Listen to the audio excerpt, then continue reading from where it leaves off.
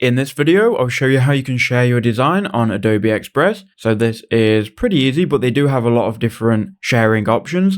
So once you've got your design open, go to share in the top right hand corner. And now from here, there are different options, right? We've got 4 different options. I'll quickly run you through them all. So first you've got share file. Now what you can do is you can go ahead and invite people. You can send out an email, right? So let me just invite one of my emails. I could go ahead and click enter and I can go ahead and invite them to this file. Now, this is important to note. This is going to invite them to the file, and you can see here they have permission to edit it. You can also change it so they can comment on the file, or you can just remove permissions completely. Now, this will invite someone to be able to edit this file. You can also go ahead and change this to anyone with the link. And if you copy this link you can give to someone and then they will be able to edit the file. Now, if you want to share this file to someone, but only allow them to view it, go to view only link, click on that, and then you can either check or uncheck this. So if you keep this unchecked, nobody will be able to use your file as a template. If you check this and allow people to use it as a template, people will be able to use it as a template and edit your file again. But if you just want it as a view only and you don't want anybody to be able to edit it, make sure this is unchecked, copy this link, and now if someone goes to this link, they'll be able to view your file.